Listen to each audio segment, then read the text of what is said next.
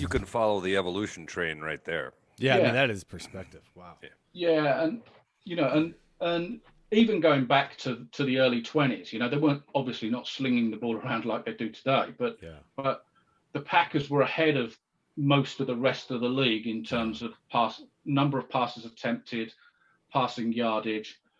Curly loved to throw the ball. Curly Hmm. himself was threw the ball Yeah. in the early 20s, and the Packers had great passers in the late 20s, Red Dunn, and then Arnie Herber, and then after Herber, Cecil Isbell. It Hmm. was a train of a passing offense in comparative terms to what everybody else had.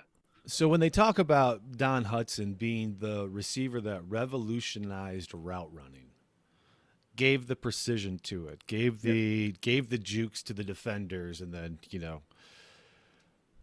what were other receivers doing that an actual route was revolutionary? I mean, what were we doing? Was it just panic throws, get out in an area? How are we doing this? Yeah, it wasn't panic throws, but it was the precision of the routes. So we look at a passing tree today, Hmm. and very much I look at three receivers in NFL history. I look at Hudson, I look at Ray Berry in the 50s, and I look at Jerry Rice.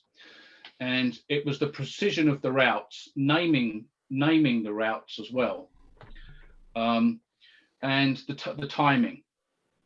So it was absolutely, as you said, revolutionary. It was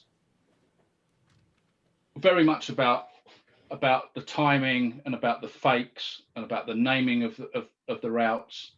And there were very limited number of routes that a receiver would run back before Hudson's time. And pretty much all of the routes that we see today, Hudson to a degree invented.